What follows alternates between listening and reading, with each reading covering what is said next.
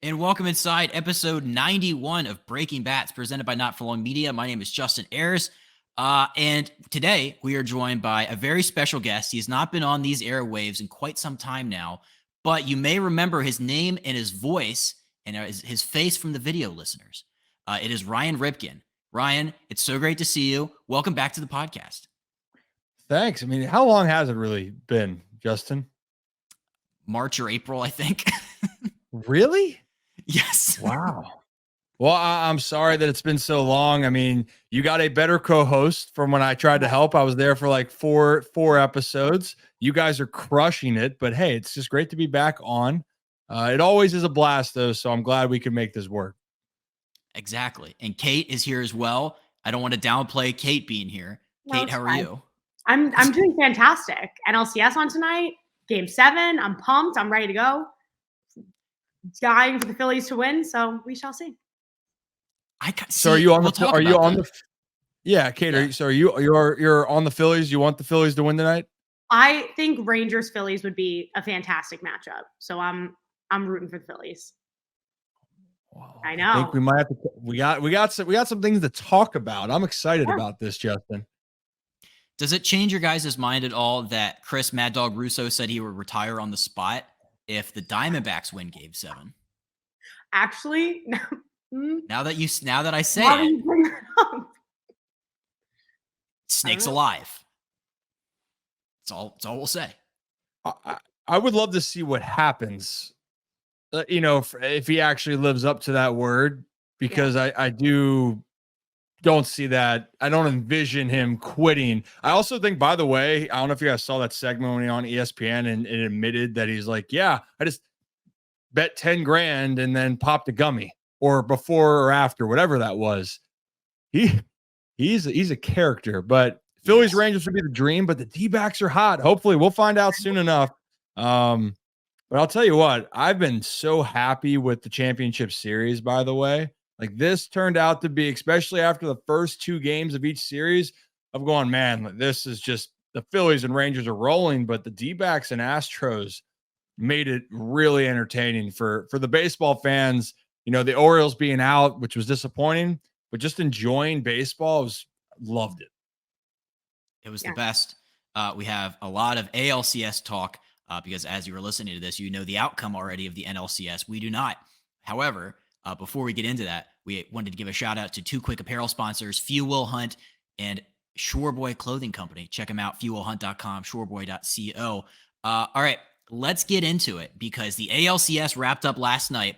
The Rangers are headed to the World Series for the first time since 2011. A lot of juicy storylines came out of this 7-game series. I love that it went 7. It was the best. The last game was intense when it started, and then it quickly got out of hand for the Astros. But Ryan, I wanted to start with Bryan Abreu.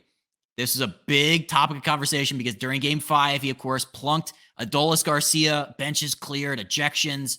He got a 2-game suspension, but not until next year because he hit Adolis after he hit that big home run.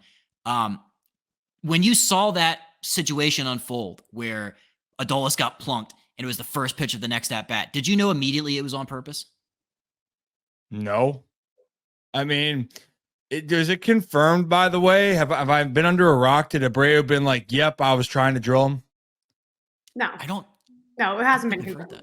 No, it's so not. In my mind, in a 4-2 game, you're going to go, hey, I'm going to put it right in your ribs.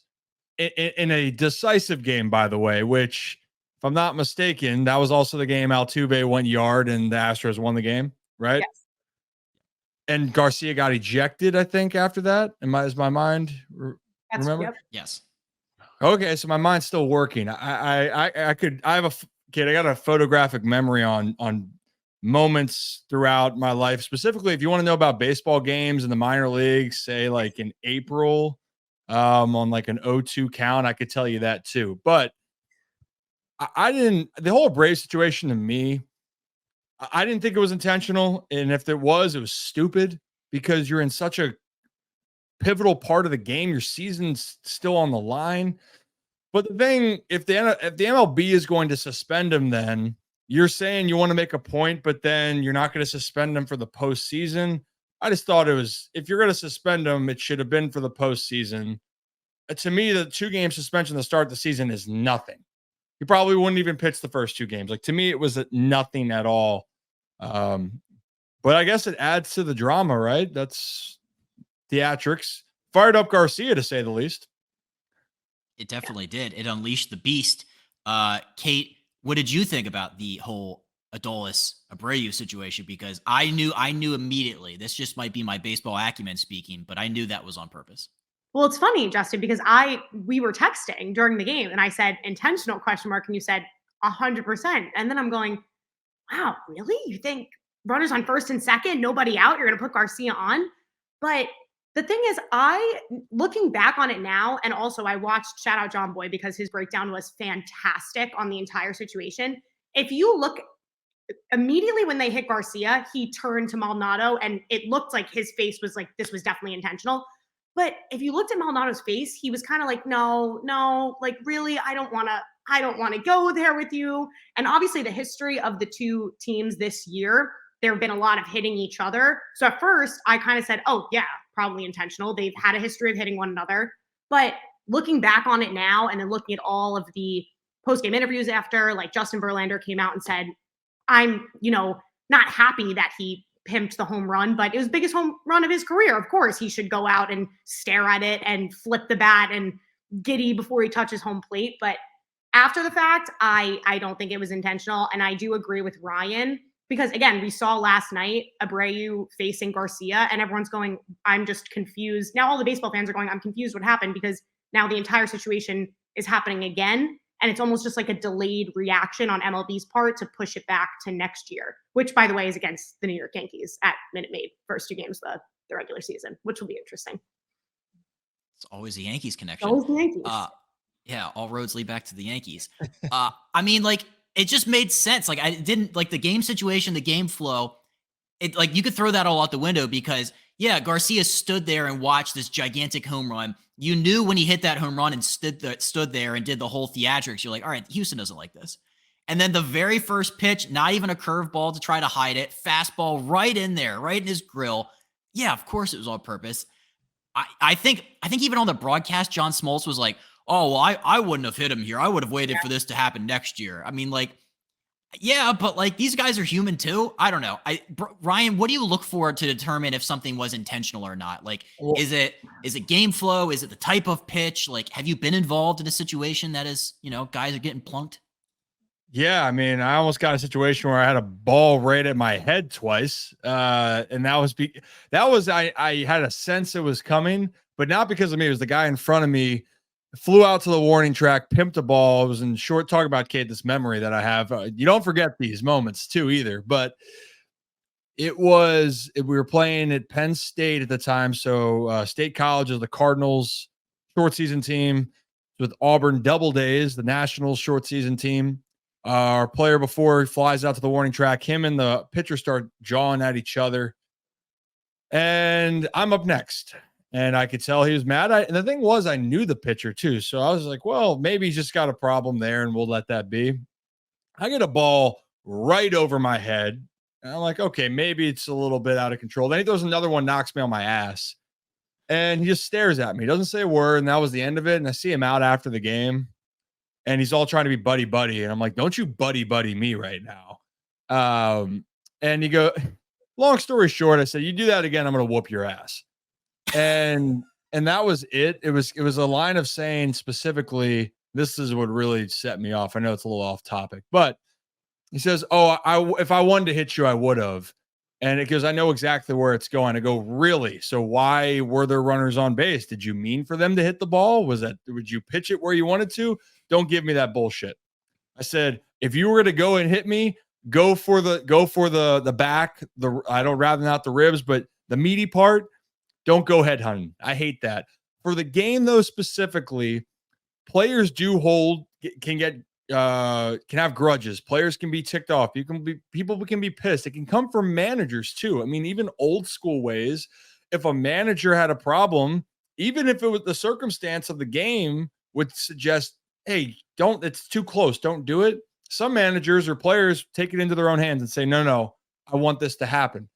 I just don't. To me, it's stupid, especially in the playoffs, because Imagine this. Imagine Garcia, you put him on, and the Astros came back and won that game. Imagine Garcia's position. He scores.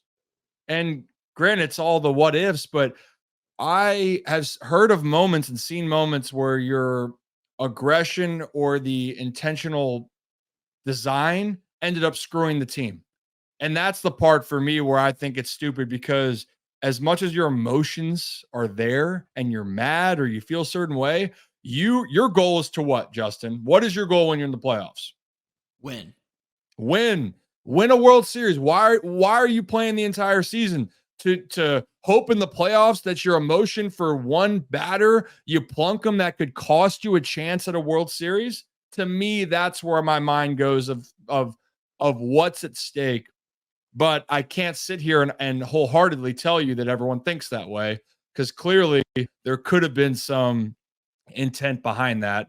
But I guess we'll never fully know. Never know. Yeah. It's just crazy. They have to wait until next year for him to serve the suspension. Yeah, that was the part that was a little weird. It was like, all right, well, if you're going to suspend it, like you said, just like, all right, get it over the way. Get it out of the way. And then he comes back in game 7 last night. He hit Jonah Heim, but I think that one was legit, just a coincidence. Yeah. So Coincidence. Garcia, though, unleashed the beast, because last night, game 7, 4 for 5, 2 homers, almost had 3, by the way. Almost had 3. 5 RBIs. Like, Nathaniel Lowe put this really, really good meme up on his story today. It was like the F around and find out. But do you think that was like the classic example of like a guy who just went nuclear off of raw emotions? They weren't losing this game because Garcia's putting the team on his back. I just think it was the design of, it was a player that was so locked in. And if you've ever done, it doesn't have to be an athlete, anything that you've ever done, when you are in the zone, nothing can stop you. I don't care what else is happening. I was even thinking about this before. Not that I go and play to the casino and play blackjack a ton, but it's like when you're feeling lucky, you're gonna keep going there, right? You're gonna keep every move's hit in the right way. You got a 7, you get an 18 or something. You need a 3 and you hit and you get a 21. You're probably sitting there. Nothing can go wrong, right? And I know that might not be the best example, but for Garcia though, it just felt like the whole postseason, when he stepped up to the plate, he just felt and knew he was going to have success. And I mean, he did against the Orioles. I mean, he put exclamation point on any chance of the Orioles trying to force a game 4. And then obviously in game 7, you need your superstars to step up, and he stepped up. I mean, that's putting it lightly. He put the team on his back. Didn't he outscore the Astros? Didn't he have 5 ribbies in the game 7? Yeah. Nuts. But that's what it takes. And I want to say one thing about Garcia real quick. People might not like his antics, whatever you want to say. I love this story. The fact that you get to the majors with the Cardinals, then you get DFA'd. Then you get traded for cash considerations. Then you get DFA'd again. And what do? Instead of thinking maybe, oh, woe is me, or maybe my opportunity's gone, you keep grinding, you keep working.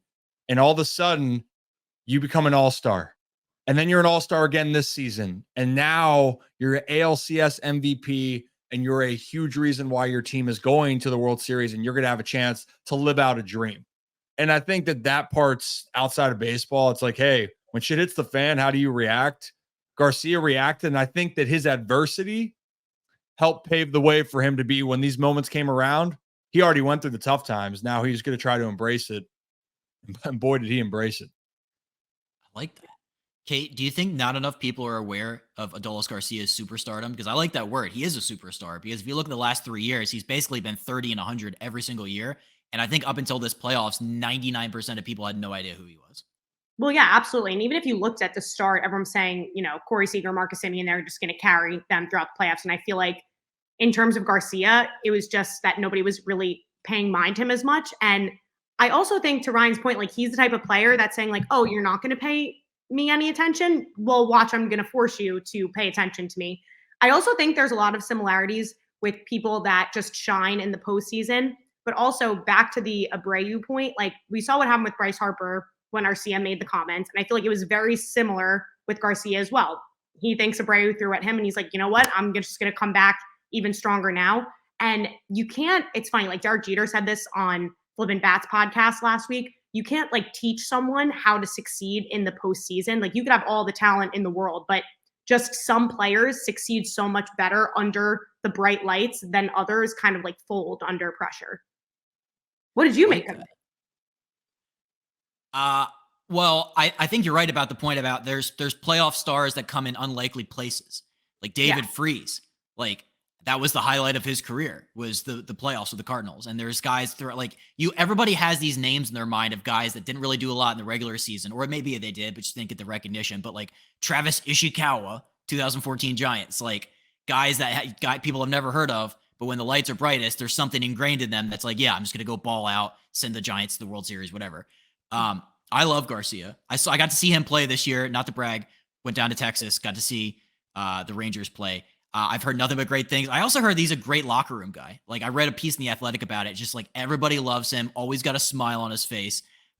So yeah, I'm all in. I want to go out and stock up on Adolis Garcia stuff now because so maybe the staring at the pitches was a little long. There was a point I was like, all right, dude, you've been there for like 5 minutes. Let's get it, move on. But I'm all in. Ryan, I had a question for you though, because you mentioned the Cardinals, and I'm so glad you brought up Adolis's background of just like DFA'd cash, DFA'd again by the Rangers. Should the Cardinals get more grief for how many great players they've let walk out the door?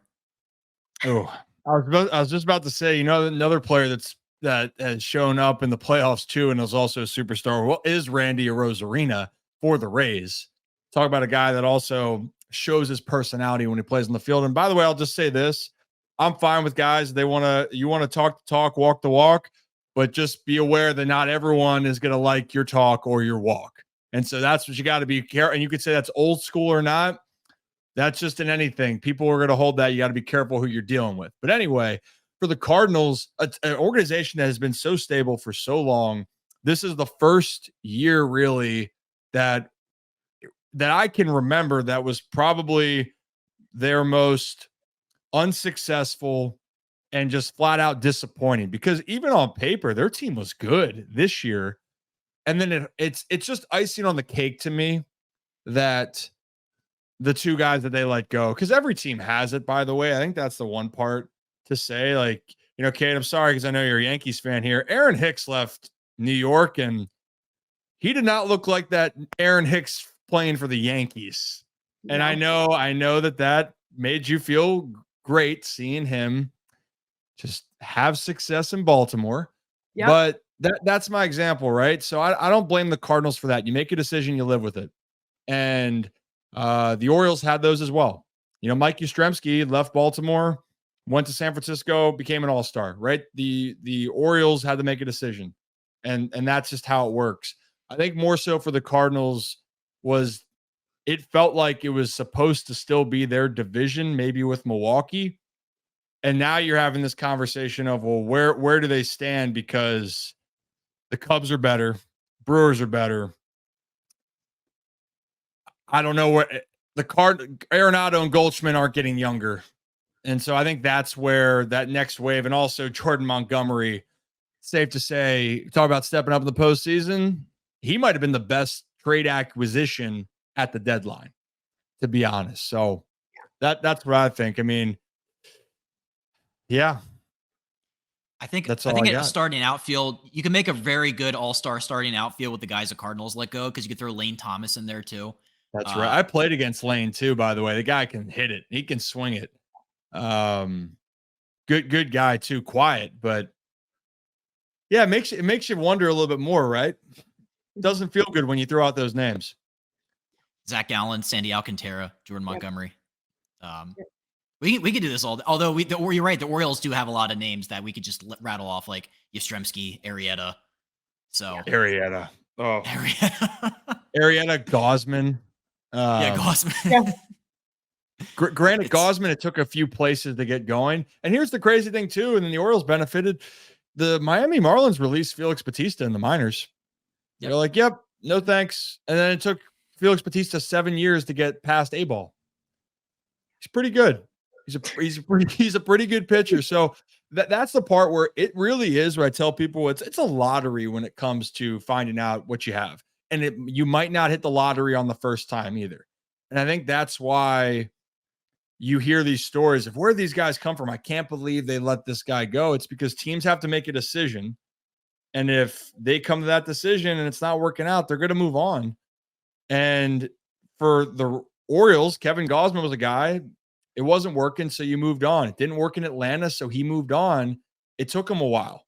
The only thing that sinks is that you wish you could have been in Baltimore because he did blossom into being one of the best pitchers. So that's what it is. Kate, do you have a player that you felt like got away from the Yankees? We talked about some Orioles. Is there the one that got away? Donaldson. Please. No, not. It's not. It's definitely not Josh Donaldson. I will say that I found a lot of players just succeed. Honestly, one that you just brought up, Jordan Montgomery, the fact that they traded him last deadline, this entire postseason, that one has really stung. Also, Sonny Gray was god awful on the Yankees, and he pitched phenomenally for the Twins. So I don't know if it's a New York thing, but I feel like it's a common trend where they are not good on the Yankees, and they go to another team and they just succeed. So although Jordan Montgomery was good on the Yankees, they just didn't deem him a postseason pitcher, which is the irony right now is astounding. Wait, was that actually, they didn't think of him as a big game postseason pitcher? Brian Cashman at the deadline last year said, we don't see him in the rotation for the postseason, which is why we're going to go get Harrison Bader, who's currently not on the Yankees roster.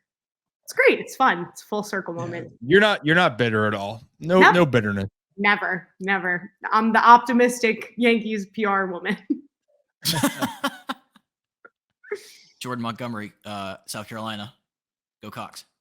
Yeah. Hey, I did tell you, Justin, him and he was there. I was there my freshman year and he was there, and quiet guy, but man, I'll tell you what, he was deceptive then. And of all the pitchers of talented guys, Jordan doesn't throw the hardest, but he knew how to pitch. And as a lefty, there's just something with his delivery that was also funky and hard to pick up. But those are the ones that can scare you the most, is because they have to learn to pitch in order to get out.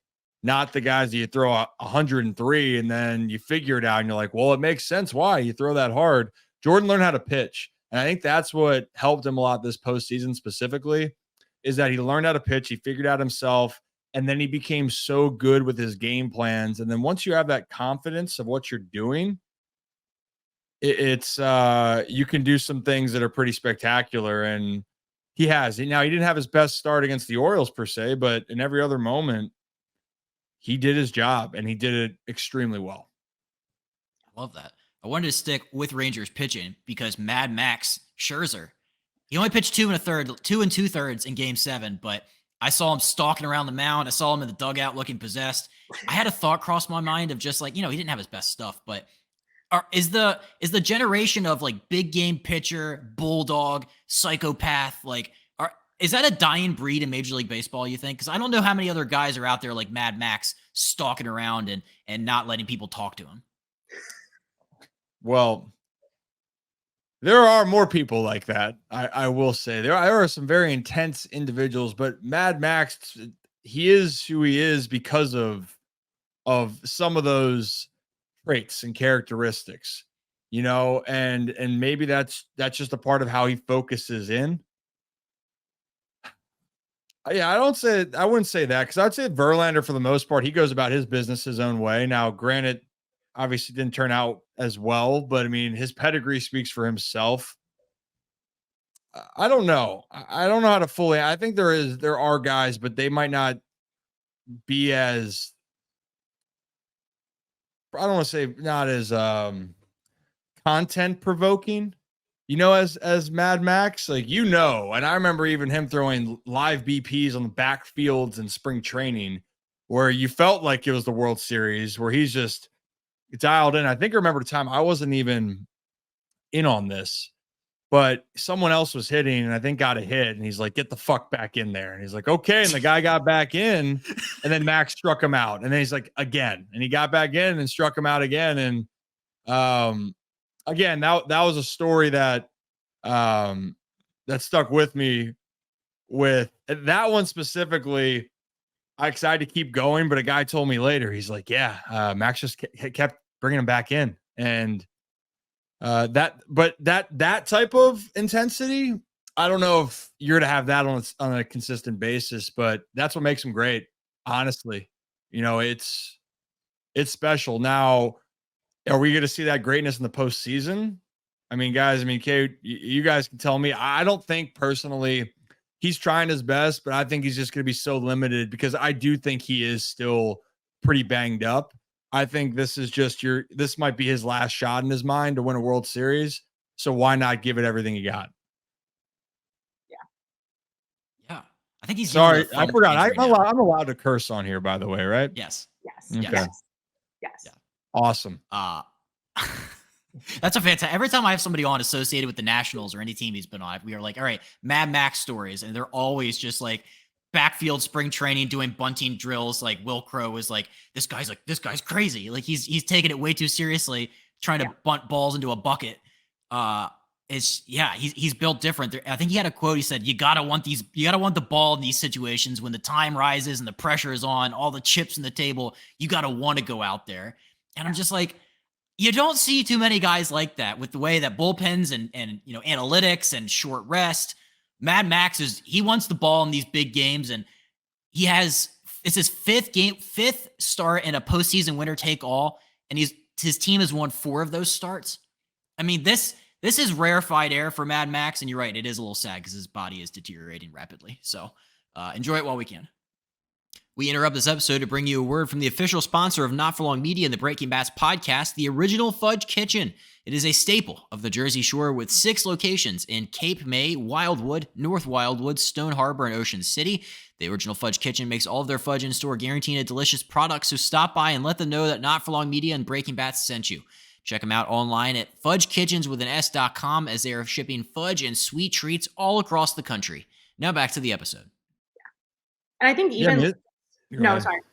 I was just going to say the bulldog mentality with Scherzer. I feel like with a lot of the younger pitchers coming up, like there was the example this year. It was George Kirby on the Mariners who said, I didn't want to go out for the 7th inning. And I feel like someone like a Max Scherzer or Justin Verlander or Garrett Cole would never say that or even think that. I feel like with Max, he's going to say, I'll go 2 innings, I'll go 3 innings, I'll go 4 innings. And obviously he's still coming back from injury, but again, to Ryan's point, with the Rangers pitching depth, I feel like they're gonna have to use him to go really as much as he can for the World Series.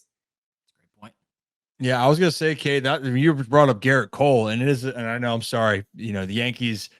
It's a lot of things for the Yankees. Always have the expectation. It still baffles me that the Orioles and the Yankees have won the same amount of divisional titles since 2009. Is that right? Or something like that? Yeah. Or whatever, or not 2000. It might be 2012. Something like that. Something that the Yankees. Yeah, around that. Yeah. Yeah. Yankees fans, I know, don't like that stat, but, and I know that Garrett Cole can be put under a lot of pressure, but the dude's a stud.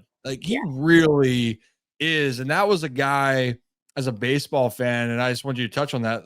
That was a guy, I would put him in that category of, he would do as much criticism as he got in New York. He would do anything to go out there and win. And for the most part, he did. Yeah. And even last year, it was the ALDS. I think it was game 4 or 5. He pitched game 1 and he was warming up in the bullpen. He goes, yeah, nope. If you need me, I'm coming out for the division series. I'm like, nope, please, let's just save his arm. But yeah, there are some guys that just consistently want the ball. Even Jordan Montgomery yesterday, the fact that he came out of the pen after pitching a couple of days ago, it's very impressive to me. I like that. Yeah, I like the George Kirby example too. I feel like that's a great contrast between Scherzer and him. It's just there's 2 different breeds of people. They're wired wildly differently. I wanted to talk about the Rangers rebuild because I've seen a lot of scuttlebutt online lately because in 2021 the Rangers lost 101 games. They hit 230 as a team. They had 1 starter with an ERA under 4.5. It was really bad. And then you fast forward to now, and they're going to the World Series this year. I've seen some people taking shots at them because they spent all this money in free agency, Semien, Seager, $500 million combined. Should we look at the way the Rangers have rebuilt themselves any differently because they've spent so much money, or are these people all just jealous that their free agent acquisitions didn't work out as well? Well, I think it's a combination. I would think that if you're looking at teams that spent money last year, they spent money, it didn't work out as well. But if you're a Padres or Mets fan, you would have thought that this was the year, and boy was it not the year. So for Texas, though, I think what's honestly more impressive to me is that the biggest signing that they probably had besides Corey Seager, also was supposed to be my roommate at South Carolina, by the way, fun fact. And he decided to get drafted in the first round. And I never then met him, and he signed and made $300 million plus. I guess good decision. Yeah. But Jacob deGrom was the big get, and he missed the rest of the season. We didn't even get to see a Jacob deGrom impact for the Rangers down the road. So I that's where I lean. And Kait, what do you think? Yeah, I think honestly, I don't like when people say they're criticizing them for spending money. I think it just shows that spending money for them worked that year. And even I saw someone tweeted out a video of the Rangers celebrating yesterday. It's wow, they're celebrating like they won the World Series. If you look at this team last year and the year before, yeah, they're the AL champions. Of course they should be celebrating like this.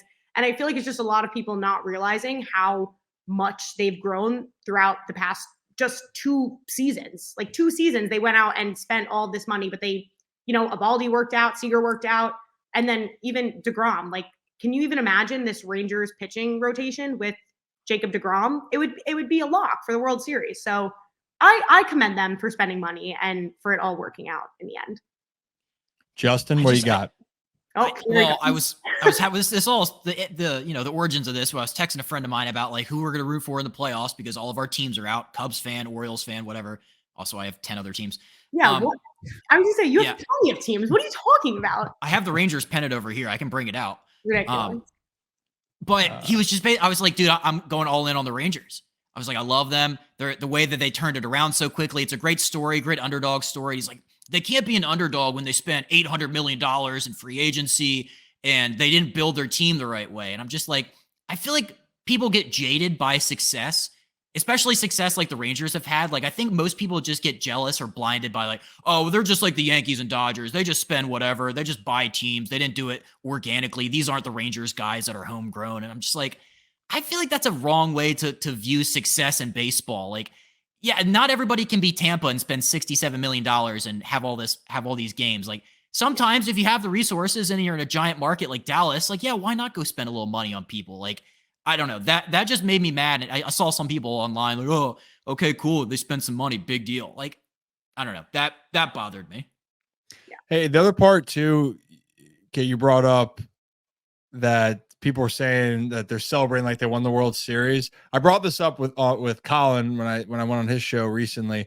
You guys growing up, how many things did you win or sports, titles, anything? No. 1. Okay, so 0 and 1. Yeah. Not a lot of winning for you guys personally. I'm sorry. For me in high school, once I got into high school, I won a basketball championship my senior year, and then I won a state championship for baseball as well, conference championship my sophomore year. And we had really good teams for both basketball and baseball, and I never won another one there. Then I get into JUCO or South Carolina and JUCO. I don't win there. And then my only other time that I had a chance at postseason baseball was in AA in 2019. So my whole career, I had that many chances to win. That many chances you hope to win and you don't. So that's why guys celebrate, because you sacrifice so much time and effort to hopefully reach a goal where more likely than not, you're not going to, but it's the dream. And when you work so damn hard, you're going to celebrate it. That's why the Phillies are dancing on their own and going ballistic. And I could watch that video on repeat in the clubhouse when the music goes off and then they're singing it word for word and they go nuts, is because you literally put your body and your mind through everything just to experience what winning can feel like. So that's why they do it. That's why you pop champagne so much, because you have to correct me if I'm wrong, wild card, you have to win if you're in it, wild card division, ALCS or Championship Series, World Series, you have to win 4 times. Yeah. That is a grind to get to that point. And it's 180 then games maybe of baseball. Holy shirts and pants. That's why you pop bottles, man. And truly, it never gets old. I could do that every single day if I really could. Like that's the only reason if I wanted to get back into coaching, that right there, so I could just pop bottles all night long. I like that. There should be a Shark Tank company of that. You just pop bottles. Just like you get to rent a room instead of like one of those rooms where you smash stuff with a bat. It's just like tarps and champagne. Like I would do that in a heartbeat. Yeah. It's crazy though that like for the Astros, this is like par for the course. This is their 7th ALCS they've been to in a row, right? Is that right? Yeah. 7? 7. That's such a long sustained success in this league. And I was reading an article, I think it was on Bleacher Report. It's just like, is this the last dance for the Astros in 2024? Because Verlander's 41, Altuve and Bregman are in the last year of their deals. Dusty's already gone. So it's like, do you foresee this 7-year run of ALCSs? Do you see this coming to an end in Houston? You know, I got asked this on 105.7 The Fan when I had my call in, is what does Houston do? I feel like every year after Houston had success in the last 2 to 3 years, it's been, well, when are they going to start the rebuild now? The moment's passing, and then that next season goes on and they're still in it. And then the next season goes on, they're still in it. And for this season specifically, going into it, everyone's like, well, it's going to be hard. Verlander's not coming back. And obviously he got traded. You're going, okay, well, we're going to see what happens. Texas is supposed to be really good, which they were. Seattle's going to take that jump. And what's Houston do? They win the division again. You know, so I don't know exactly. I will say, though, they're going to have to figure out what they want to do with their nucleus. Altuve is still playing at a high level. So is Bregman. Then you have Alvarez and Tucker are the guys, the younger pieces that, you know, maybe you feel like could stay, but it's a lot of money you're going to have to pay players, and I don't know where they're going to stand. So I think that time, I'd probably say in the next 2 years, it might be the changing of the guard, to be honest. But if they kept their group together, there's no reason to count them out this next year. And okay, you probably have a different feeling on the Astros, maybe with, you know, everything in the history with the Yanks. But I mean, I think it's still safe to say, though, you can say they cheat, you can hate them all you want. They've been the best team in the American League the last 7 years. Yeah, no, I have to agree. And if you even think about their lineup, so consistent all year. To your point, everyone was saying, oh, maybe the Mariners, maybe the Rangers, they come out, they win the division. And honestly, I think their rotation is going to need help. Like, so they can go out and get more starting pitching, maybe another arm for the bullpen. But in terms of offense, like I think if they just, again, keep the core, Bregman, Tucker, Jordan, and then Altuve, they're kind of set. Would I love them to go into a rebuild? Yeah, sell them all. Go into a rebuild, come back in a couple of years, let us have our older guys on the Yankees take the ALCS. But I do agree. I think 2-3 years, they're still going to be in it, and then they'll have to, you know, go back into the rebuild. But it'll be interesting too, considering this is Dusty's last year. So whoever you know, comes in, and it's going to be like up to them, then management, what they end up wanting to do with that. Yeah, exactly. Changing to the guard. The rotation does need help, though. A lot of guys hurt. Ryan, you mentioned something that was interesting, and I wanted to touch briefly on this. It's just like we had Bryan on, and we're talking about how home runs are the winners in the postseason. Like 70% of the runs scored were in home runs, I think, in the divisional round. I think this is the year of like middle relief and home runs, because everything I see is just like starters are going 4 2/3 max. And then the rest of the game, you need like 3, 4, 5 shutdown relievers. Like, is this just par for the course, or do you think that this is going to be the beginning of like, hey, let's just go out and pay middle relievers again, make middle relievers great again? Yeah. Make middle relievers great again. Well, hey, I think starters are still going to get a lot of money. I don't know if they're going to switch it, but I think the appreciation is back for it.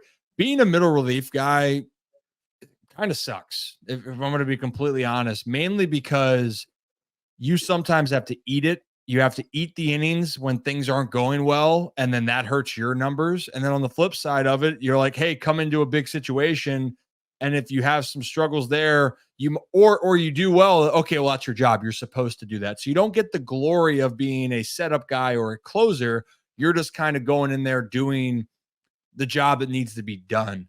But to your point, that's really been a big story, is if a starter's been hit early, how can you rebound? And I actually looked at that game too, the Orioles and Rangers. I believe it was Cody was it Cody Bradford, I believe, came in. I forget, it was a lefty.